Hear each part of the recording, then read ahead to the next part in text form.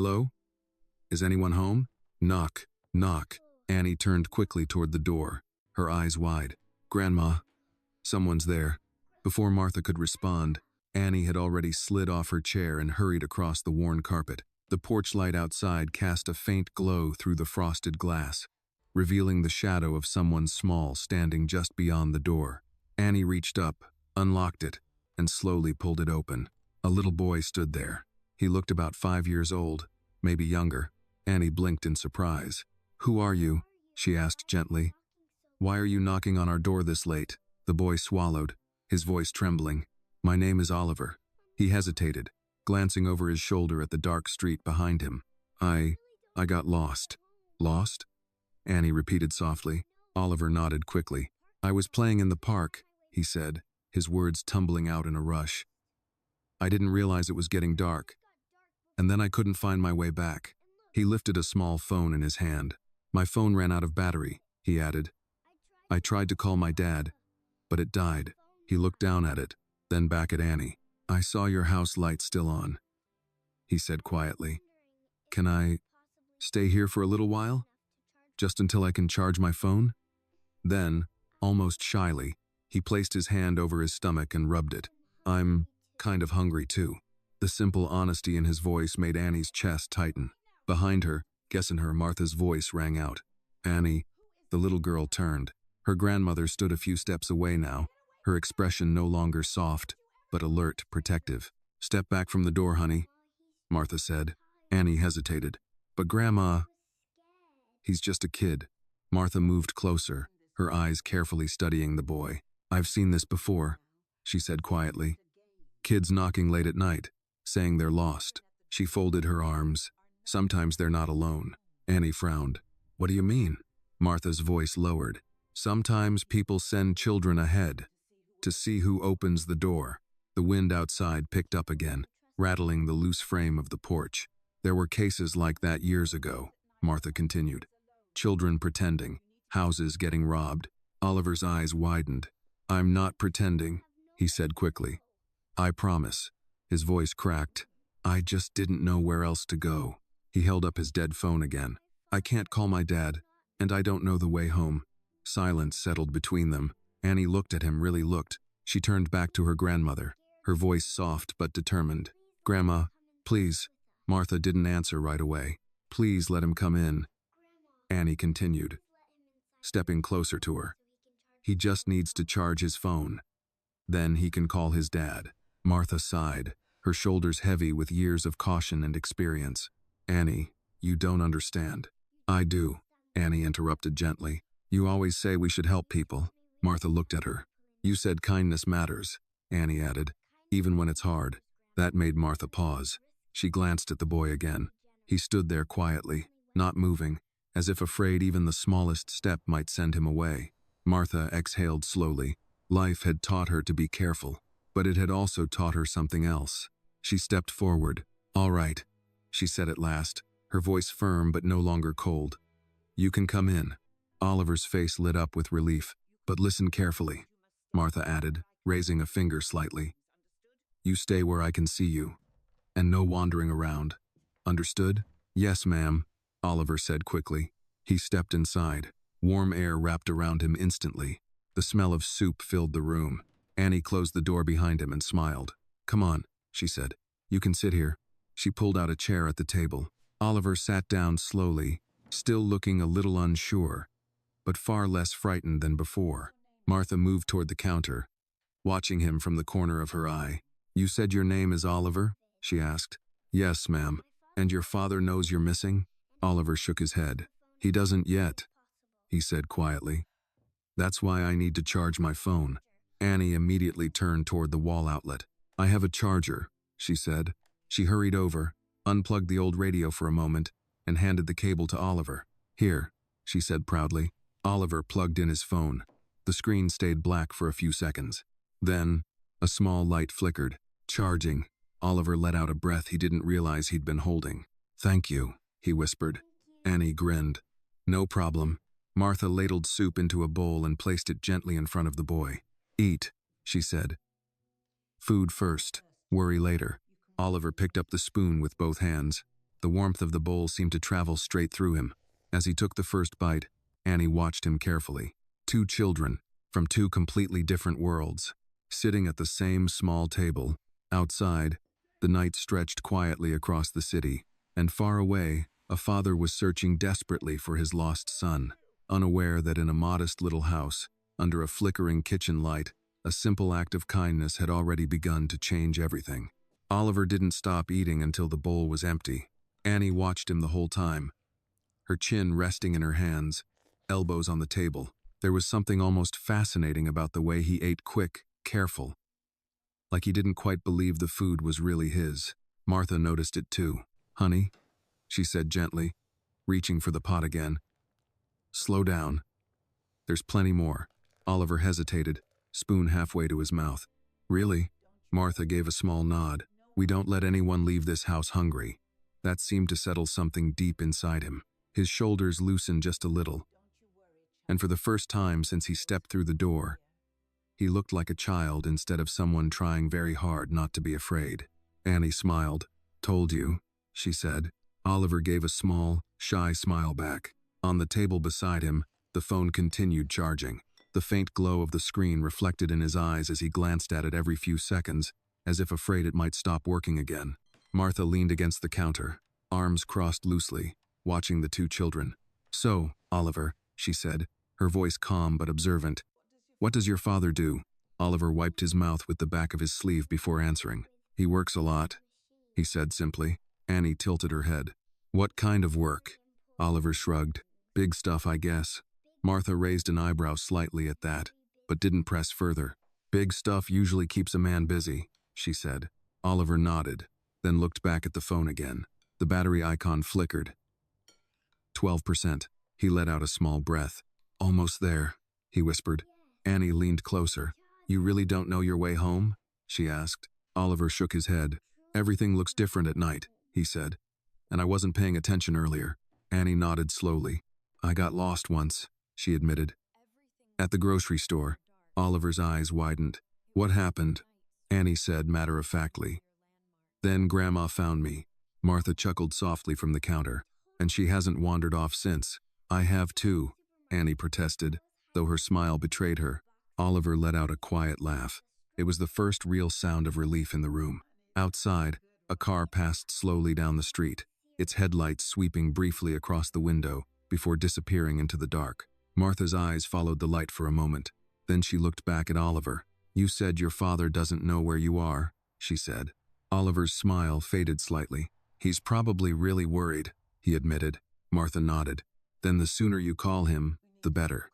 The phone buzzed softly. Oliver jumped slightly and looked down. Battery, 25%. The screen lit up fully now, revealing a clean interface and a long list of missed calls. Annie leaned in. "That's a lot of calls," she said. Oliver's face paled. "He's definitely looking for me." Martha stepped closer, her expression softening again. "Go ahead, child," she said. "Call him." Oliver nodded quickly. His small fingers trembled as he tapped the screen and selected a contact labeled simply, "Dad." The phone rang once, twice. Then, a voice answered immediately. "Oliver?" The change in Oliver was instant. "Dad," he said, his voice breaking with relief. If this moment touched your heart, take a moment to like this video and share where you are watching from in the comments. Your support helps stories like this reach more people. And if you believe in kindness and second chances, subscribe to the channel so you do not miss the next story. On the other end, the man's voice cracked. "Where are you? Are you okay?" "I'm okay," Oliver said quickly. "I got lost, but I'm safe now." Annie and Martha exchanged a glance. Even through the phone, the urgency in the man's voice was unmistakable. "Put someone on the line," the man said. "Who are you with?" Oliver looked up at Martha, unsure. Martha stepped forward and gently took the phone. "This is Martha Carter," she said calmly. "He's safe in my home." There was a brief pause. Then the man spoke again, slower now, but still carrying tension beneath every word. "Ma'am, thank you. Thank you for taking him in." Martha nodded, though he couldn't see her. "Any decent person would do the same." "I'm on my way," the man said. "Can you give me your address?" Martha did, carefully, clearly. She had given that address for decades to neighbors, delivery drivers, friends. But tonight, it felt different. When she finished, the man didn't hesitate. "I'll be there in 20 minutes. The line went silent. Martha handed the phone back to Oliver.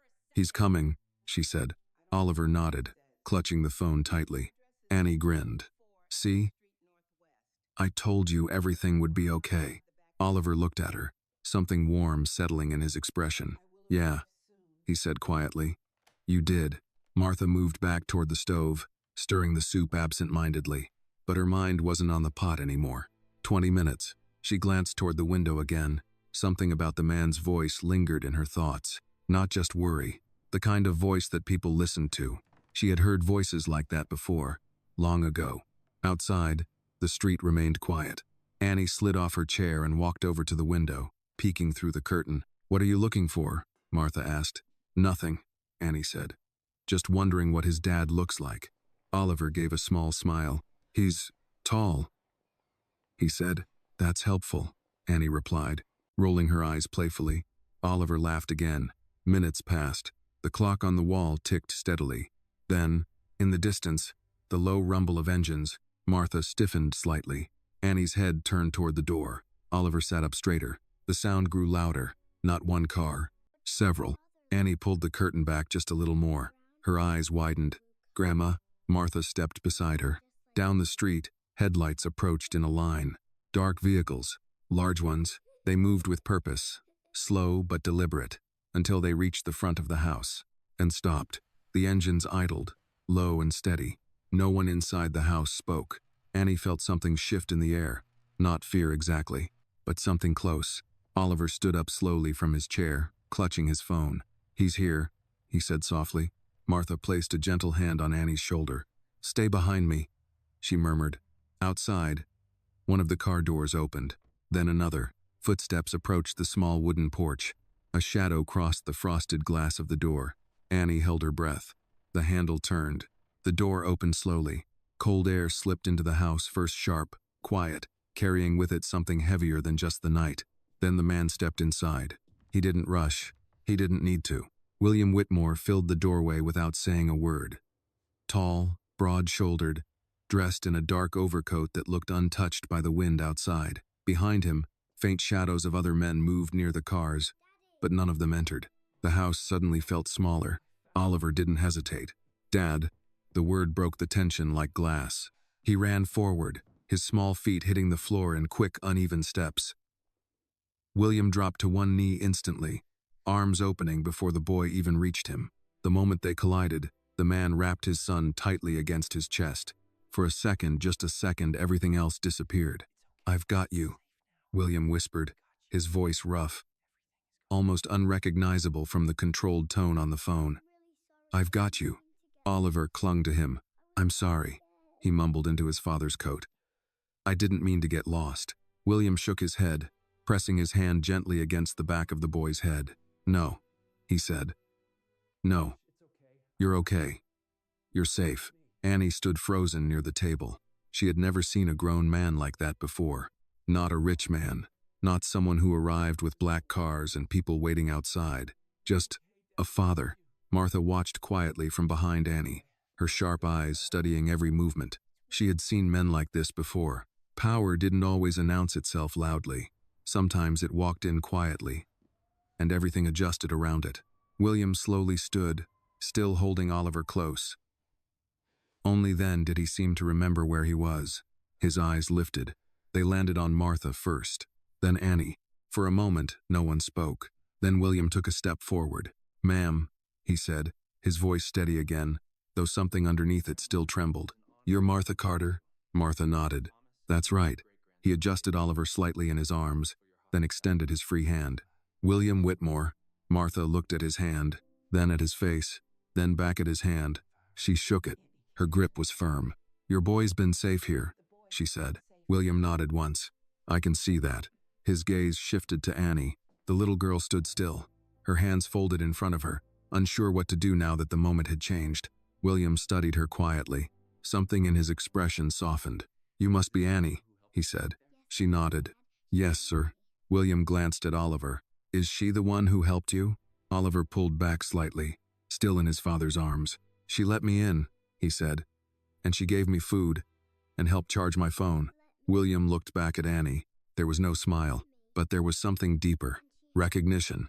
Respect. Thank you, he said simply. Annie shifted her weight slightly.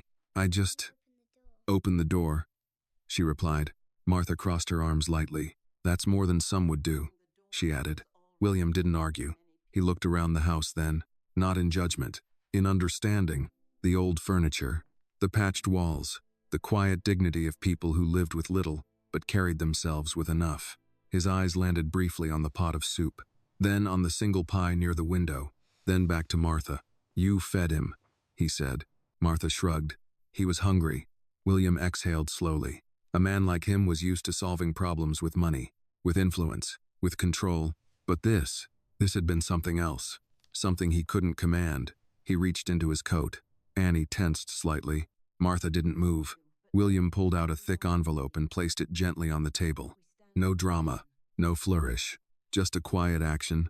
For your kindness, he said. Martha didn't even look at it. No, she replied immediately. William paused. It's not. I said no, Martha repeated, her voice calm but firm. We don't take money for helping a child. Silence settled in the room. Annie looked between them. Oliver looked up at his father. William studied Martha carefully. Most people didn't say no to him.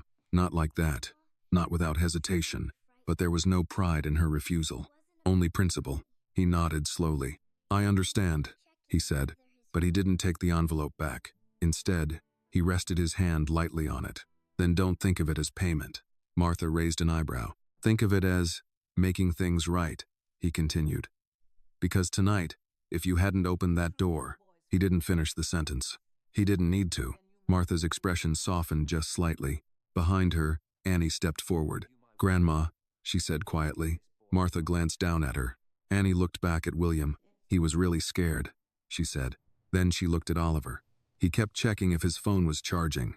Oliver gave a small, embarrassed smile. Martha sighed. Long, tired, the kind of sigh that carried years of decisions. She looked at the envelope again, then at William. You said you're his father, she said. I am. Then raise him right. William didn't blink. I intend to. Martha nodded once. Then that's enough for me. William held her gaze. Something unspoken passed between them. Then slowly, he picked up the envelope again. But instead of putting it away, he placed it back down. Closer this time. Not as an offer, as a promise. I don't forget things like this, he said quietly. Martha didn't respond, but she didn't push it away either. Oliver tugged lightly on his father's sleeve. Can Annie come visit sometime?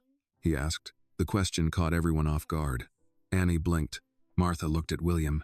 William looked down at his son, then back at Annie. A faint smile touched his lips. We'll see, he said. It wasn't a dismissal. It was a beginning. William adjusted his coat. It's time to go, he said gently. Oliver nodded, though he looked back at Annie. Thank you, he said again. Annie smiled. You're not lost anymore. Oliver grinned. No. William turned toward the door, his presence filling the small house once more. Before stepping out, he paused. He looked back. At Annie, at Martha, at the house. Then he said quietly, kindness like this doesn't disappear. And then he was gone. The cold air slipped in again as the door closed behind him. The sound of engines returned, then faded. Silence settled back into the house. Annie stood still for a long moment. Then she looked up at her grandmother. Grandma. Martha walked slowly back to the table. She looked at the envelope. Didn't touch it. Not yet. Then she said softly, sometimes, child, one small decision follows you for the rest of your life. Annie didn't fully understand, but she felt it. Something had changed. Not just for the boy, not just for the man, but for them too. And neither of them knew yet how far that change would reach. The house felt different after the cars left. Quieter, not the peaceful kind of quiet Annie was used to, where the radio hummed softly and the smell of soup filled the air. This quiet felt heavier, like something had passed through and left its shadow behind. Annie stood near the door for a long moment, staring at the spot where Oliver had been. Then she slowly turned back. Grandma, do you think he's okay now? Martha didn't answer right away.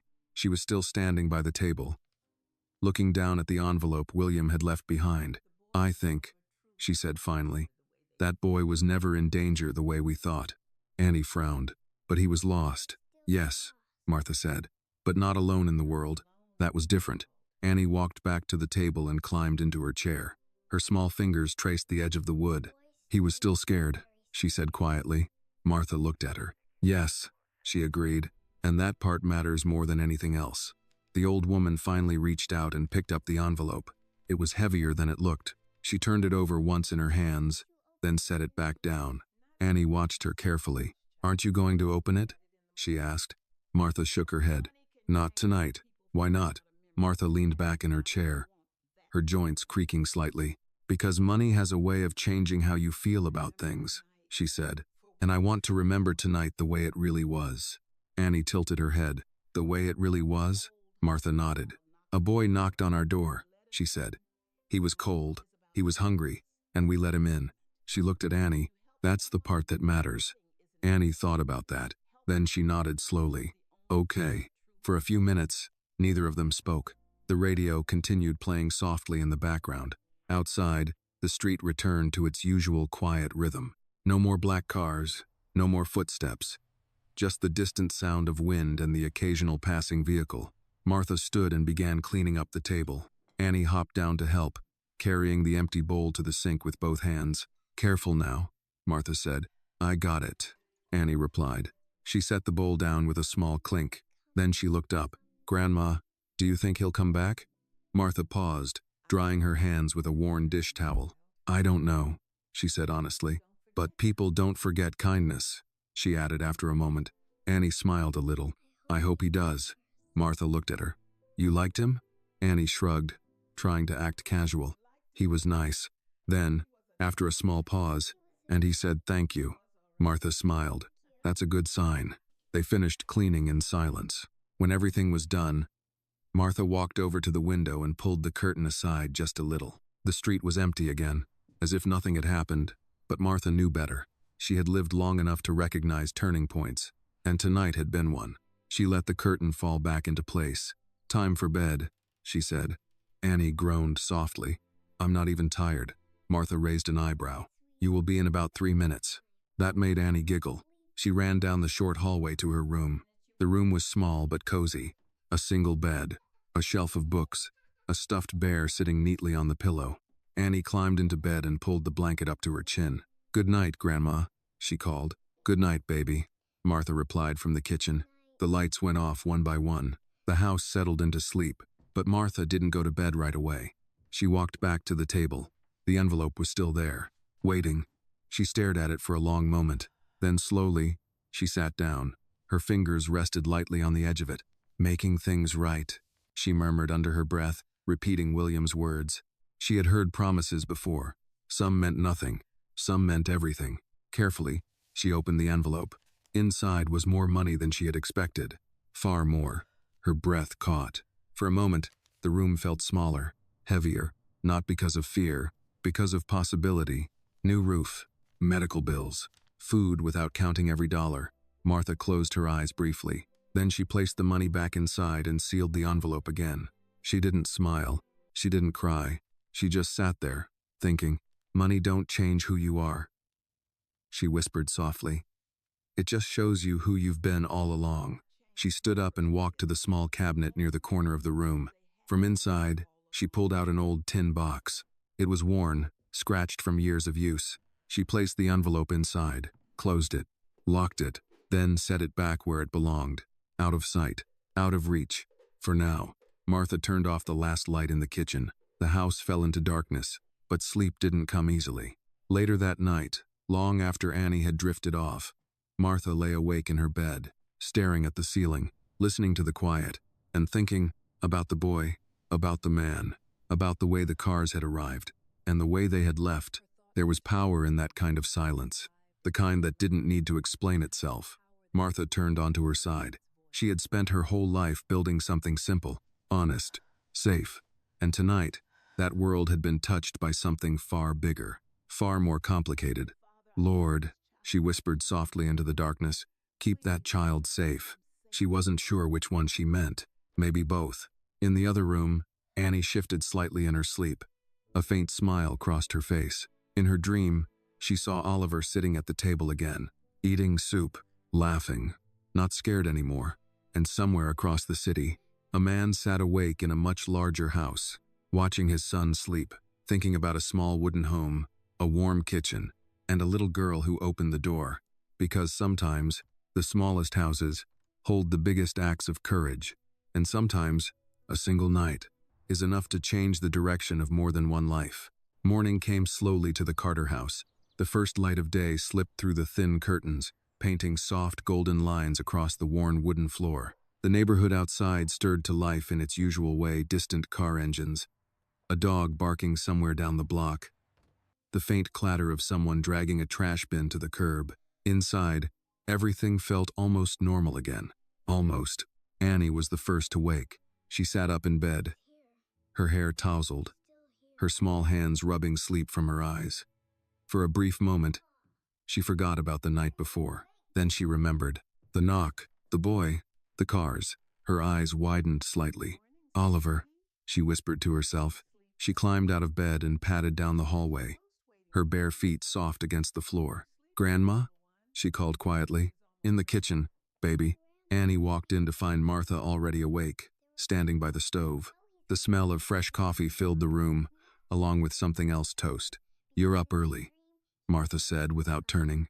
Annie climbed into her chair. I had a dream, she said. Martha glanced at her. About what? About Oliver, Annie answered. He came back, and we were eating pie again. Martha gave a small smile. That sounds like a good dream. Annie nodded. Do you think he remembers us? Martha didn't answer right away. She poured coffee into her chipped mug, then leaned lightly against the counter.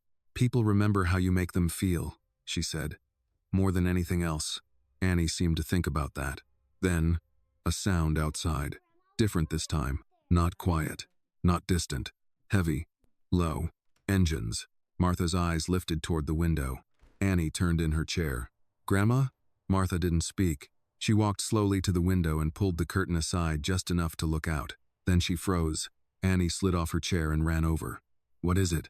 Martha stepped back slightly, letting Annie see. Outside, lining the street, black vehicles, more than the night before. Sleek.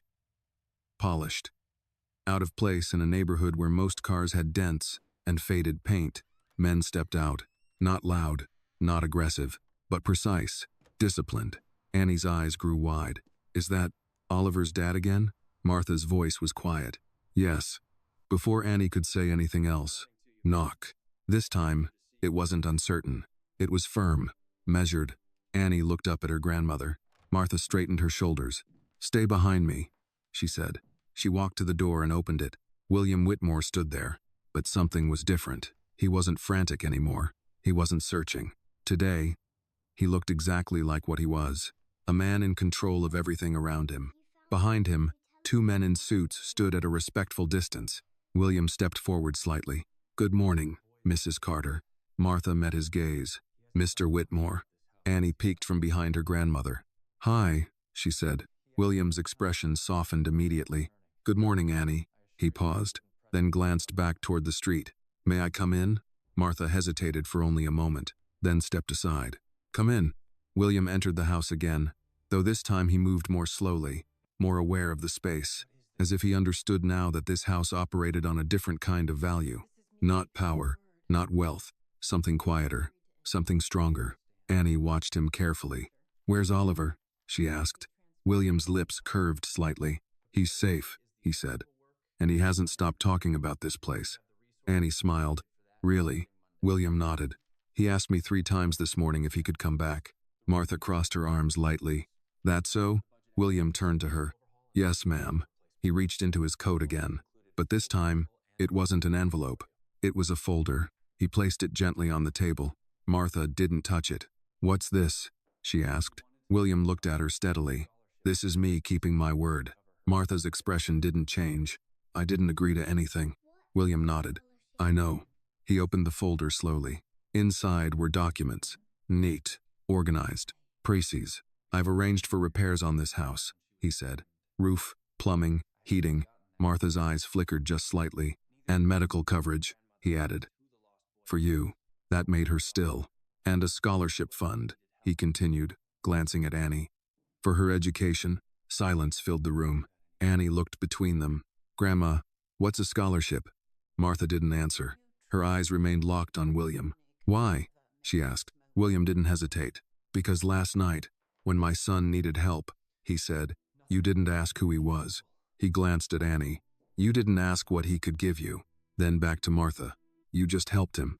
His voice lowered slightly. Most people don't do that anymore. Martha studied him carefully. And you think money makes that equal? William shook his head. No. He took a step back. I think nothing makes it equal. That answer hung in the air. Annie looked at her grandmother. Grandma, can we say yes? Martha didn't respond immediately. Her eyes moved from William to the papers, to Annie. Then she sighed softly.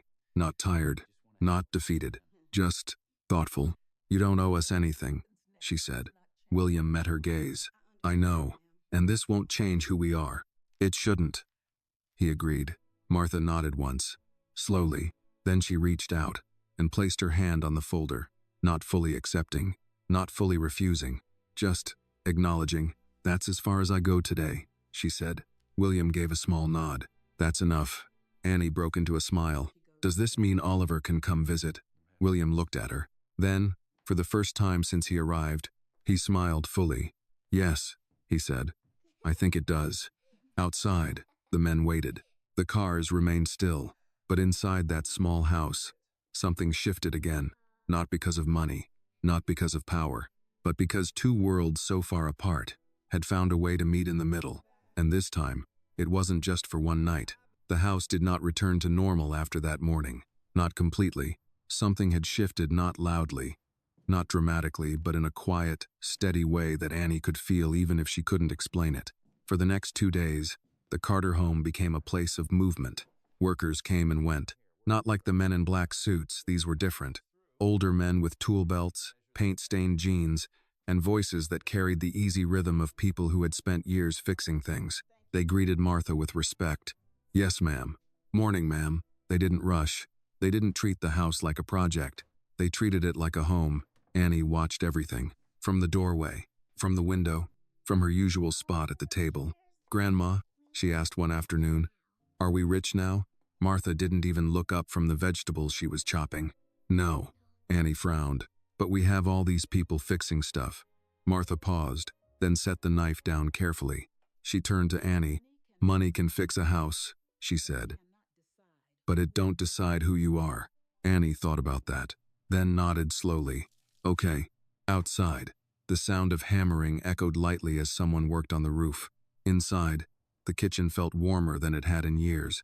The heater had been repaired. The windows sealed. Even the old cabinet door no longer creaked when opened. But Martha kept everything else the same.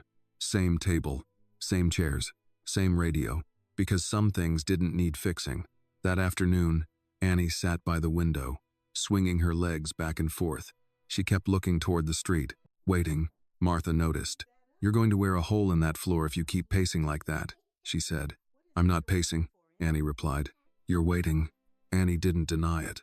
Do you think he's coming today? She asked. Martha wiped her hands on a towel. He said he would. Annie leaned her chin on the windowsill.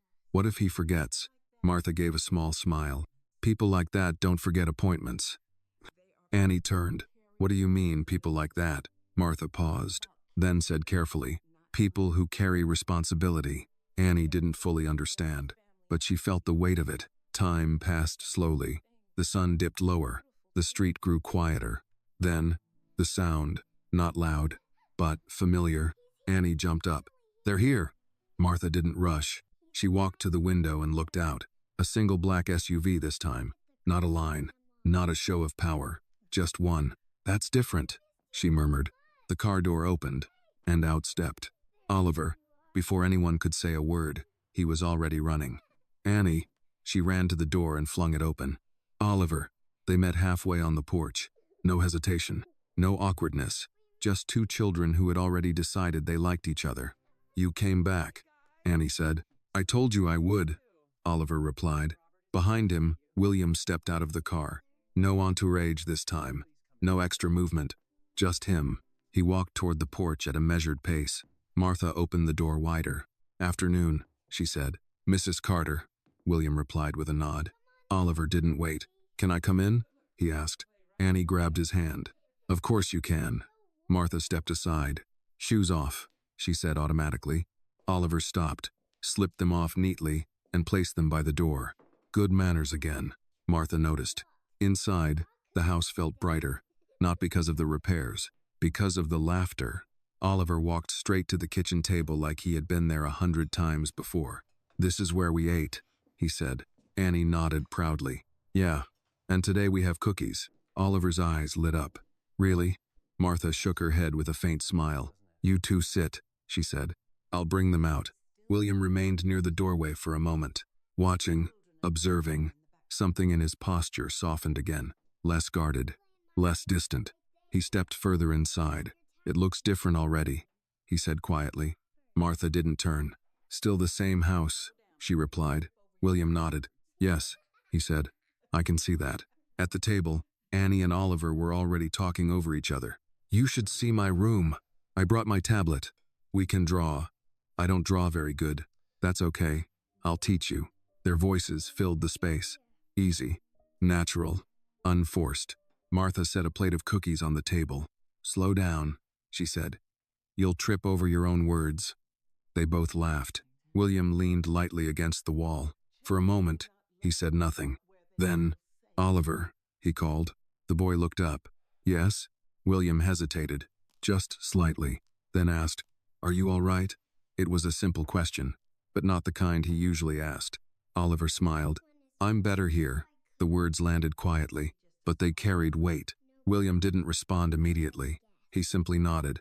Martha watched him, carefully. She saw it now. Not just power, not just control, but something else. A man trying to understand something he couldn't buy. She spoke, almost casually. Children don't lie about where they feel safe. William looked at her. Their eyes met, and for the first time, he didn't have an answer. At the table, Annie broke a cookie in half and handed it to Oliver. Here, she said. This one's bigger. Oliver shook his head. You take it. Annie pushed it to him anyway. No, you were the guest first. Oliver smiled. Then we share. They split it evenly. Martha nodded to herself. There it was. The lesson, not taught, not forced, just lived. William saw it too, and something in his expression changed, not dramatically, but enough, because in that moment, in that small kitchen, with two children sharing a cookie, he understood something that had nothing to do with wealth, and everything to do with worth. Outside, the sun dipped lower. Inside, the light stayed warm, and for the first time in a long while, the house didn't just feel safe. It felt full. That afternoon stretched longer than any Annie could remember, not because of waiting, but because she didn't want it to end. Oliver had taken over the small living room as if it had always belonged to him. His shoes sat neatly by the door, his laughter bouncing off the walls in a way that made the house feel younger somehow. Look, Annie said, pulling out a small box from under the couch. These are my crayons. Oliver leaned closer, his eyes lighting up. You have so many colors. They're not new, Annie said quickly. Some of them are really short. That's okay, Oliver replied. Short ones still work. He picked up a blue crayon and began drawing on a piece of paper Annie had placed between them. What are you making? She asked. A house, he said. Annie smiled. That's easy. Oliver shook his head. No, not just a house. He paused, concentrating. A safe house. Annie tilted her head. What's that? Oliver didn't look up. It's a place where you don't feel scared. The words were simple, but they landed differently. Annie glanced toward the kitchen. Martha was watching them, quietly, understanding more than either child realized. Across the room, William remained near the wall, arms loosely folded. He hadn't moved much since arriving, but his presence no longer filled the space the way it had before. Now, he observed, listened, learned. Annie scooted closer to Oliver. You can draw this one, she said, pointing to the paper. That's our house. Oliver looked up. Yeah, he said softly. It is, in the kitchen. Martha poured 2 glasses of milk and carried them over. Break time, she announced. Annie groaned playfully. We just started. That's why it's called a break, Martha replied. Oliver took the glass carefully. Thank you, ma'am. Martha nodded. You're welcome, child. William watched that exchange closely. Respect. Natural. Unforced. He stepped forward slightly. "Oliver," he said. The boy looked up. "Yes, Dad?" William hesitated for just a moment. Then, "What did you learn today?" It wasn't a question he usually asked. Not like this. Oliver thought for a second, then said, "That you don't have to be home to feel at home." Silence followed. Annie looked at him. Martha stilled, and William didn't move at all. The sentence hung in the air, quiet but undeniable. Martha broke the silence first. "Children say the truth plain," she said softly. William's gaze shifted to her. "Yes," he replied. "They do." He looked back at Oliver, then at Annie. Two children, sharing crayons, sharing cookies, sharing something he had spent years trying to build with far more complicated tools. "Trust," he exhaled slowly. "Oliver," he said again, his tone gentler now. "Why did you run so far yesterday?" Oliver looked down at his hands. "I didn't mean to," he said. "I just wanted to play longer." William stepped closer. "And why didn't you stay where you were supposed to?" Oliver shrugged slightly. "Because nobody was playing with me." The answer came out quiet, but it hit harder than anything else. William's jaw tightened, not in anger, in realization. Annie leaned forward. "I would have played with you," she said immediately. Oliver smiled. "I know." Martha watched William carefully. There it was again. That moment, the one where a man sees something he didn't want to admit. She spoke gently, but clearly. "Children don't need much," she said. "Just time, and someone who sees them." William nodded slowly. "I'm starting to understand that."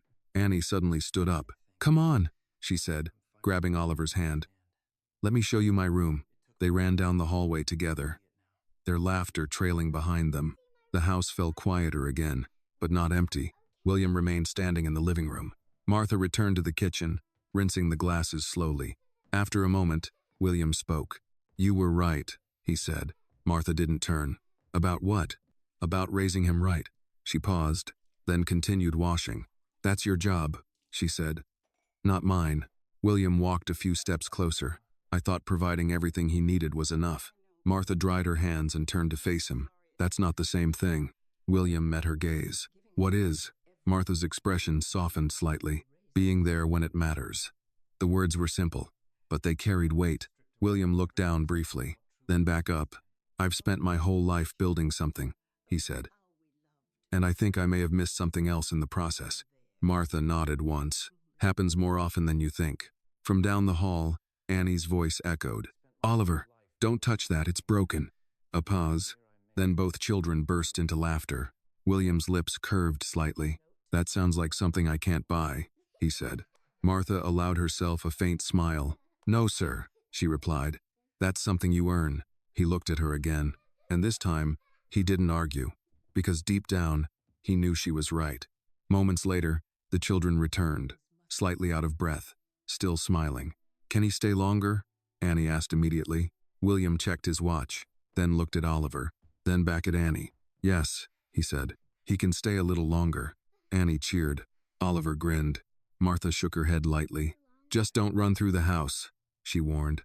"No promises," Annie replied, already pulling Oliver back toward the living room. Their footsteps echoed again, light, carefree, alive. William stood there, watching them, and for the first time in a long time, he didn't feel the need to control the moment. He just let it happen, because sometimes, the most important things in life don't need to be managed, they just need to be noticed. And finally, he was paying attention. The sun had begun to dip lower, stretching long shadows across the Carter house, when the energy inside finally started to slow. Not because the children wanted it to, but because even joy, when it runs fast enough, eventually needs to catch its breath. Annie and Oliver sat on the living room floor, surrounded by scattered crayons and wrinkled sheets of paper. Their drawings had grown more elaborate houses with gardens, stick figures holding hands, a sun that seemed too big for the page. "This one is you," Annie said, pointing at a drawing with two figures standing beside a small house. "And this is me."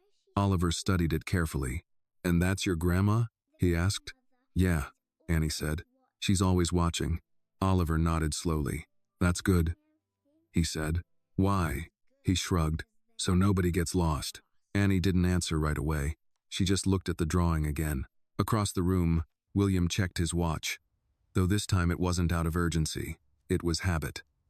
A lifetime of schedules and structure still lingered in him. Even here, Martha noticed. "You've got somewhere to be?" she asked. William shook his head. "Not as important as this," he replied. That answer seemed to settle something quietly between them. Martha nodded once, then moved toward the stove, where she had begun preparing a simple early dinner. "You'll both eat before you go," she said over her shoulder. William opened his mouth to object, then paused, then closed it again. "Yes, ma'am," he said. In the living room, Annie perked up. "Dinner?" Oliver looked surprised. "We can stay?" Annie grinned. "Of course you can." Oliver looked toward his father.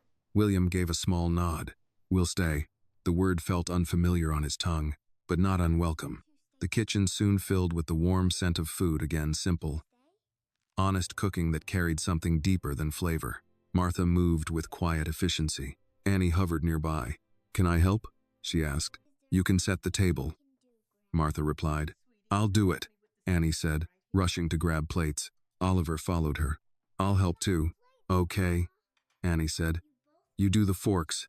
"I know how to do forks," Oliver replied with mock seriousness. "I hope so," Annie said. "It's not that hard." William watched them from a distance. Two children. No hesitation. No calculation. Just instinct. He stepped closer to Martha. "You don't have to do all this," he said quietly. Martha didn't look up. "I know," she replied. "Then why do it?" She stirred the pot once more, then turned slightly. "Because feeding people is how you show them they matter." William absorbed that. No transaction, no expectation, just meaning. At the table, Annie carefully placed each plate. "Grandma says the plate goes here," she explained to Oliver, "and the fork goes on this side." Oliver followed along. "What about the spoon?" "That depends," Annie said. "Are you eating soup?" Oliver thought about it. "I don't know." "Then we'll put one just in case," Annie decided. Martha smiled to herself. Preparedness. A small thing, but it said a lot. Soon, the four of them sat at the table. The same place where everything had begun. But now, it felt fuller. William hesitated before sitting. He wasn't used to this. Not like this, but when he did, something shifted again. Not outside. Inside. Martha placed the food in the center. "Help yourselves," she said. Annie reached first. Oliver followed. William waited a second, then served himself. No one rushed him. No one watched him. And somehow, that made it easier. For a while, they ate in quiet comfort. The kind of silence that didn't need filling. Then Annie spoke. "Oliver, do you eat like this at home?" Oliver shook his head. "No. What do you eat?" "Different stuff." "Like what?" Oliver glanced at his father. William answered instead. "Whatever he wants." Annie frowned slightly. "That sounds confusing." Oliver nodded. "Sometimes it is." Martha set her fork down. "That's because choice without guidance don't help a child," she said. William looked at her. "I thought giving him everything was the best way." Martha shook her head. "Children don't need everything." She gestured toward Annie. "They need enough." The words settled quietly. Annie didn't fully understand them, but Oliver did. He looked down at his plate, then at Annie, then at his father. William leaned back slightly. A man who had built empires, now listening at a small kitchen table, learning. After a moment, Oliver spoke. "Dad?" William looked at him. "Yes." "Can Annie come to our house next time?" The question came so naturally, so simply. William didn't answer immediately, not because he didn't want to, but because he knew what that meant. Two worlds crossing further, not just meeting, blending. He looked at Martha, then at Annie, then back at Oliver. "Yes," he said. "She can." Annie's eyes lit up. "Really?" William nodded. "If your grandmother agrees." All eyes turned to Martha. She took her time, then said, "We'll see." Annie groaned. "That means maybe." Martha raised an eyebrow. "That means we think first." Oliver smiled. "That's fair." Dinner continued. Slower now, more thoughtful, and as the last light of day faded outside, something quiet but powerful settled inside that house. Not just connection, not just gratitude, but the beginning of something deeper. Trust, not built in a moment, but started in one. And as William sat there, listening to the soft voices around him, watching his son laugh in a place he had never known before, he realized something he hadn't expected. For the first time in a long time, He wasn't thinking about what came next. He was simply present. And sometimes, that is where everything truly begins. That night lingered long after the plates were cleared, not because anything dramatic happened, but because something quiet had taken root. After dinner, Annie insisted on showing Oliver one last thing before he left. "Come on," she said, grabbing his hand again. "I didn't show you the best part yet." "What is it?" Oliver asked, already being pulled down the hallway. "You'll see." Their voices faded into Annie's small bedroom. William stood from the table slowly, almost reluctantly, as if leaving his seat meant leaving something behind. Martha gathered the plates. "You don't have to," he said. "I know," she replied simply. She carried the dishes to the sink. Water ran, the familiar rhythm of rinsing, stacking, placing. William remained where he was for a moment. Then he stepped closer. "This isn't something I'm used to," he admitted. Martha didn't look up. "Which part?" "All of it." She nodded slightly. "That's probably why it matters." He considered that. From down the hall, Annie's voice rose again. "This is my favorite book." Oliver responded, "It's small. That's because it's special." William glanced toward the hallway. "They're comfortable here," he said. Martha turned off the water. "Yes, that doesn't happen easily," he added. "No," she agreed. "It doesn't." He hesitated, then asked, "How do you do that?" Martha dried her hands slowly before answering. "You don't make people feel comfortable," she said. "You make space, and let them decide." William absorbed the words carefully. Space, not control, not direction, something he had rarely practiced. In Annie's room, Oliver sat cross-legged on the floor, holding a small, worn book in his hands. "What's this about?" he asked. Annie sat across from him. "It's about a girl who gets lost," she said. Oliver looked up. "Like me?" Annie smiled. "Yeah, but she finds her way back." "How?" "She meets someone kind." Oliver looked down at the book again, then said quietly, "That sounds like you." Annie shrugged. "I just opened the door." Oliver shook his head. "That's not just." The room fell quiet for a moment. Then Annie leaned forward. "Do you ever feel lonely?" she asked. Oliver didn't answer right away. He picked at the corner of the book. "Sometimes," he said. "When?" "When it's quiet," he replied. Annie frowned. "I like quiet." Oliver nodded. "Me too. But not that kind." "What kind?" "The kind where nobody comes." Annie didn't have an answer for that. She just sat there, thinking. Then she said, "You can come here." Simple, direct, certain. Oliver looked at her. "Really?" Annie nodded. "As long as the light's on." That made him smile. In the living room, William checked his watch again. This time, it wasn't habit. It was reality. "We should go," he said gently. Martha nodded. "Children need rest." Annie and Oliver returned a moment later. "Already?" Annie asked. William gave her an apologetic look. "Already." Oliver didn't argue, but his shoulders dropped slightly. Annie noticed. "It's okay," she said quickly. "You can come back." Oliver nodded. "I will." They walked toward the door together. This time, there was no hesitation, no uncertainty, just a quiet understanding that something had been built. Shoes went on, jackets adjusted. The night air waited outside. Oliver turned to Annie. "Thank you," he said again. Annie smiled. "You already said that."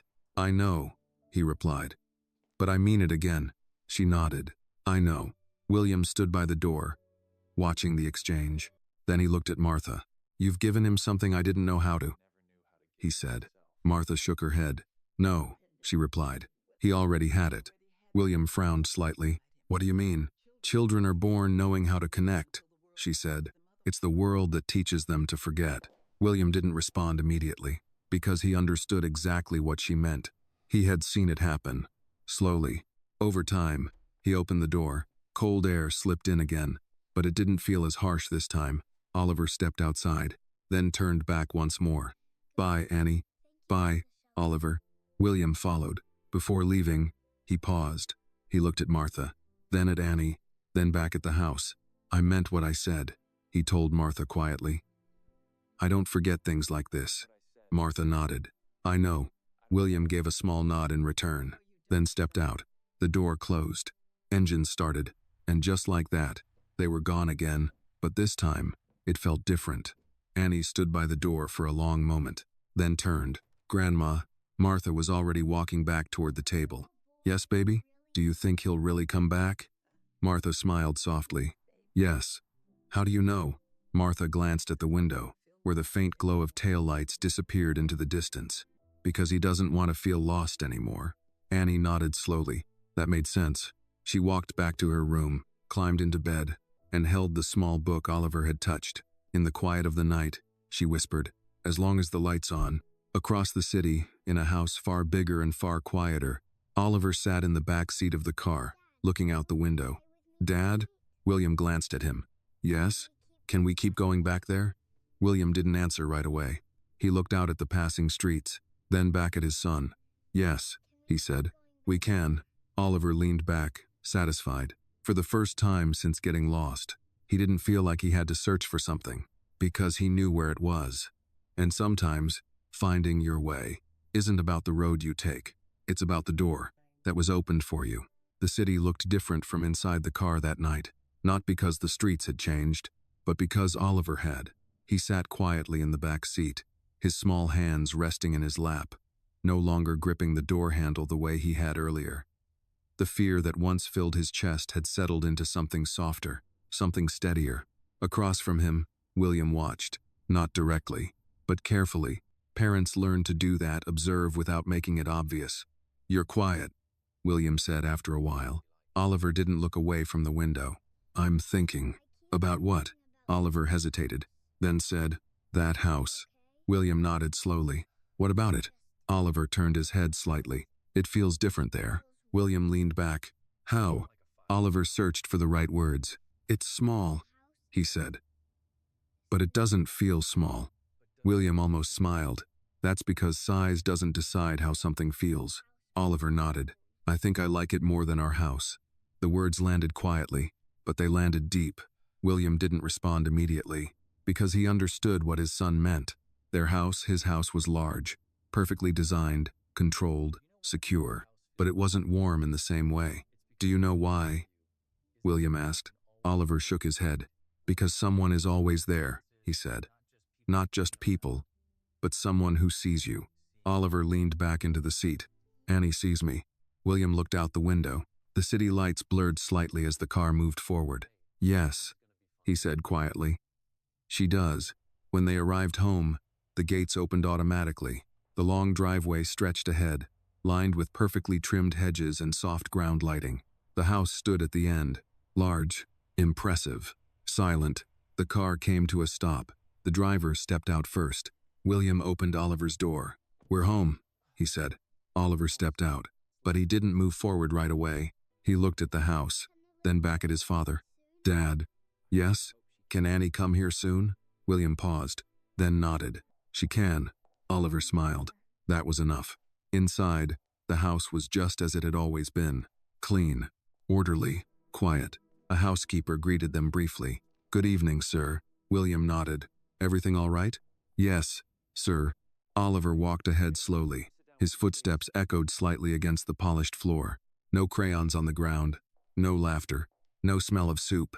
Just space. Too much space. William watched him. Oliver, he called.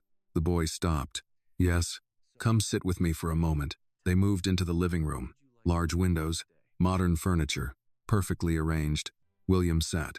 Oliver climbed onto the couch beside him. There was a pause. Then William spoke. Did you have a good time today? Oliver nodded. Yeah. What was your favorite part?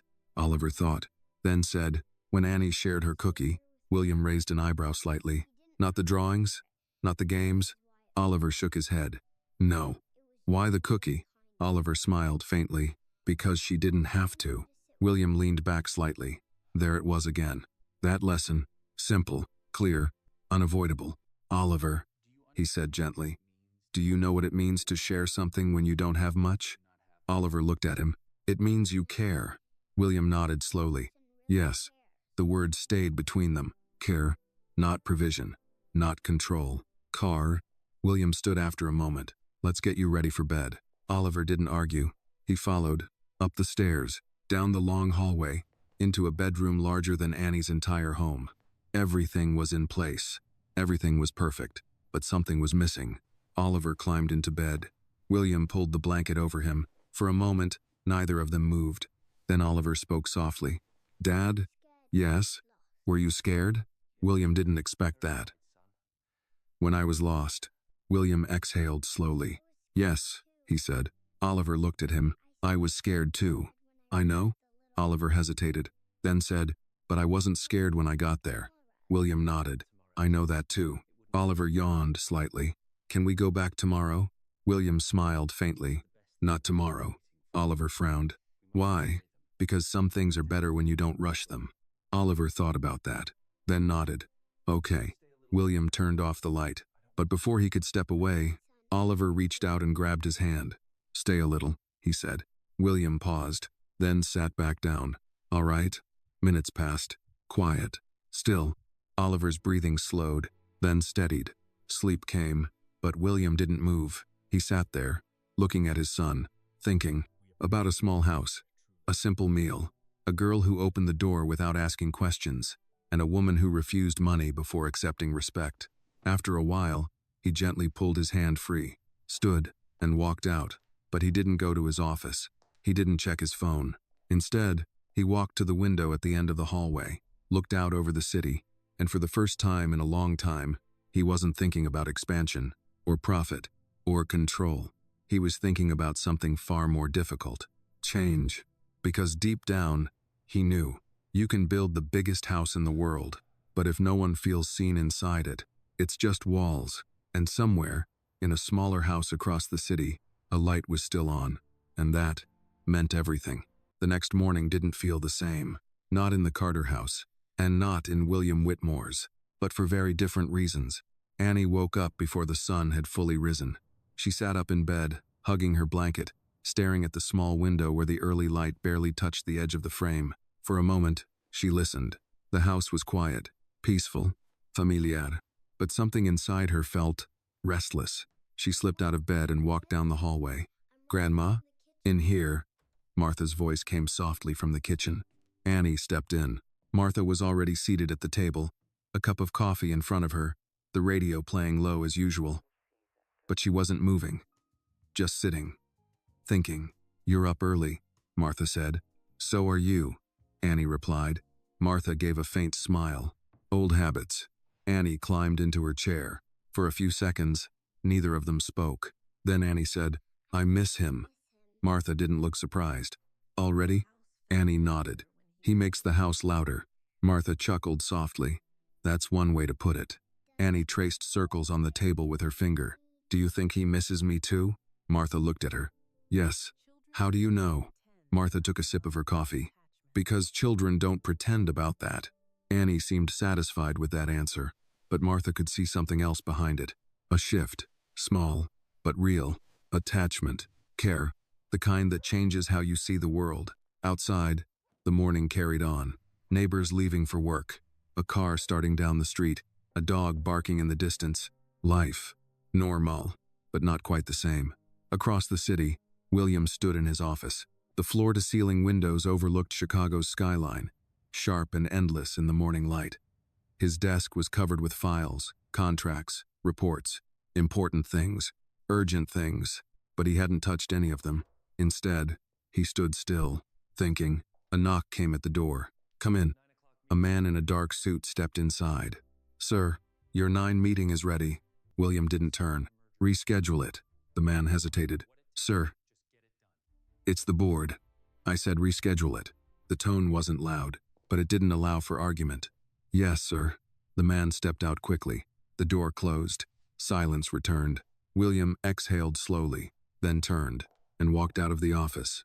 Not toward the conference room, but toward the hallway that led upstairs. To Oliver. He knocked lightly. Come in, a small voice answered. William opened the door. Oliver was sitting on the floor. Not playing, just sitting. What are you doing? William asked. Oliver shrugged. Nothing. That answer hit harder than it should have. William stepped inside. You have your toys, he said. Your books. Oliver nodded. I know. Then why aren't you playing? Oliver looked up. Because it's not fun by myself. There it was. Clear. Unfiltered. William walked further into the room. And yesterday? He asked. Oliver's face changed immediately. That was fun. Why? Oliver didn't hesitate. Because Annie was there. William nodded slowly. And what made it different? Oliver thought for a moment, then said, "She listens." William sat down across from him. "So do I." Oliver shook his head. "You hear me," he said. "Annie listens." The distinction landed like a quiet truth. William didn't argue, because he understood there was a difference, and he had missed it. He leaned forward slightly. "What would you like to do today?" Oliver looked at him. "Can we go back?" William paused, then asked, "Why is that so important to you?" Oliver answered softly, "Because I don't feel alone there." Silence. Heavy. Honest. William looked at his son. Really looked. Not as someone to protect, not as someone to provide for, but as someone trying to tell him something, and for the first time, he truly heard it. "Get dressed," William said. Oliver blinked. "Why?" "Because we're going somewhere." Oliver's eyes widened. "Are we going back?" William stood. "Yes." Oliver jumped up instantly. "I'll be ready." As the boy ran toward his closet, energy returning to his steps, William remained still for a moment. Then he said quietly, almost to himself, "Some lessons don't come from success." He looked toward the door. "They come from being shown what you missed." Back in the Carter house, Annie sat at the table, swinging her legs again. "You're thinking," Martha said. "I always think," Annie replied. Martha smiled. "That's true." Annie looked toward the window. "Do you think today feels different?" Martha followed her gaze. "Yes." "Why?" Martha thought for a moment, then said, "Because yesterday changed something." Annie tilted her head. "Like what?" Martha looked at her. "Like what you expect from people." Annie didn't fully understand, but she felt it. Then, a sound. Familiar. Low. Steady. Annie's head snapped toward the door. "Grandma." Martha didn't move. She just listened. The engine stopped outside. Annie ran to the window. Her face lit up instantly. "They're here." Martha stood slowly. No surprise this time. Just quiet acknowledgement. "Go on," she said. Annie didn't wait. She ran to the door and pulled it open. And there he was. Oliver. Standing on the porch. Not lost. Not afraid. Just back. And behind him, William Whitmore. But this time, he wasn't just a man arriving. He was a man returning. Because sometimes, you don't go back to a place because you have to. You go back because something there changed you. The door opened before Oliver could knock. "Oliver!" Annie's voice burst out of her before she could stop it. She ran forward, her small feet barely touching the wooden floor, and threw the door wide open. Oliver smiled the moment he saw her. "I came back," he said, almost as if he had been holding those words in all morning.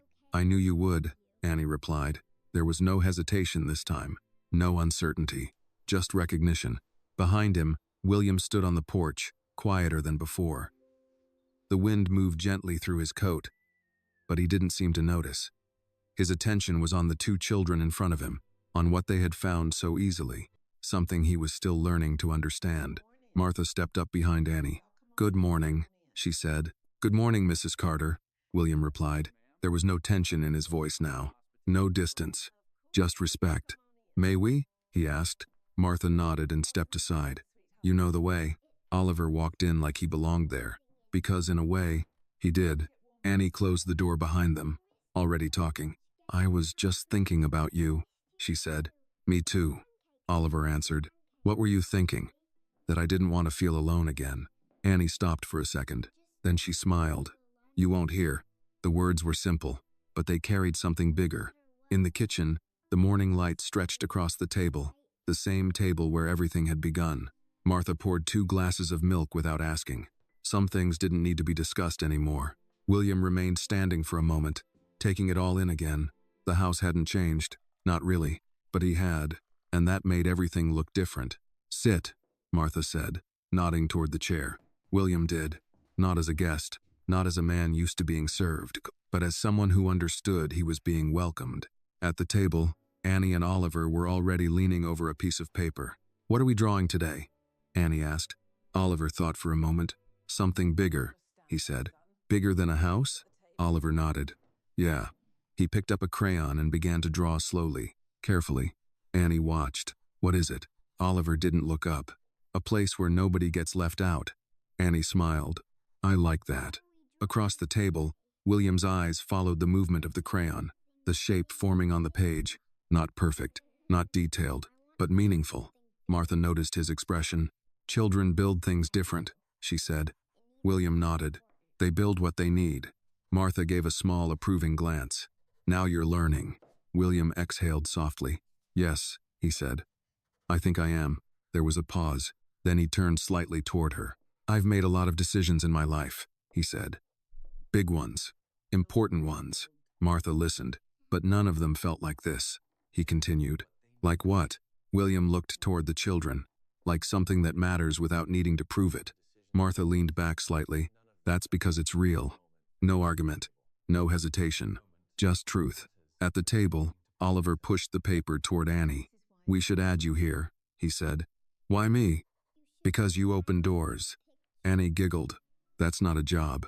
Oliver shook his head. It is. She picked up a crayon and added a small figure next to his drawing. There, she said. Oliver nodded.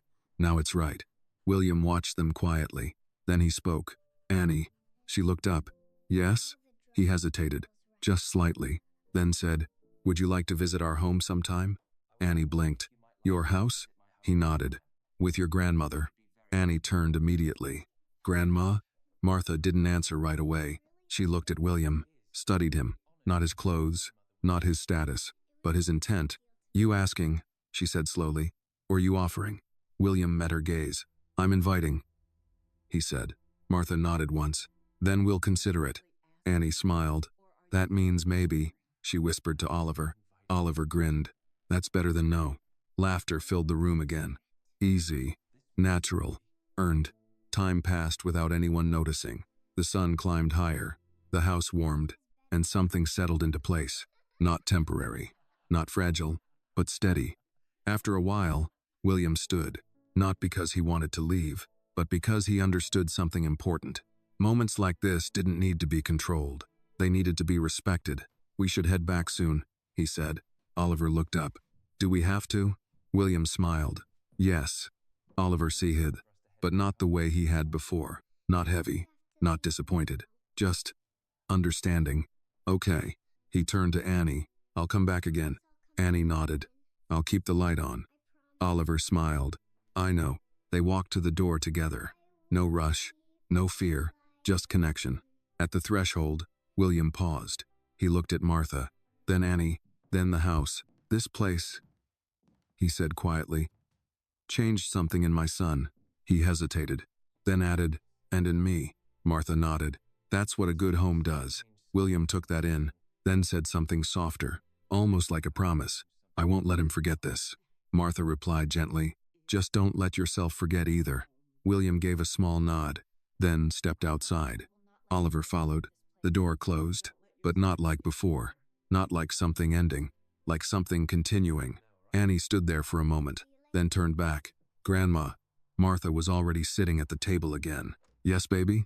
Annie walked over. Did we do something big? Martha smiled. No. Annie frowned. It feels big. Martha reached out and gently took her hand. That's because sometimes the biggest things, she squeezed her hand softly, are the simplest ones. Annie looked down at the drawing still on the table. A place, a house, people standing together, no one left out. She smiled, and somewhere deep inside, she understood, because sometimes it doesn't take power, or money, or status, to change a life. Sometimes it just takes a door, a little light, and someone willing to say, come in. This story reminds us that true kindness does not come from wealth, power, or status. It comes from the heart. Annie had nothing but a warm home and a caring spirit. Yet her simple act of opening the door changed the life of a lost child and awakened something deeper in a powerful man. In a world where people often measure value by money, this story teaches that what truly matters is presence, empathy, and the courage to care for others. Sometimes, the smallest gesture offering warmth, food, or simply being there can become the light that guides someone out of darkness. This video is a work of fiction created with the assistance of artificial intelligence. All characters, events, and situations are not real and do not represent any actual people or true stories. The content is intended for storytelling and emotional illustration only.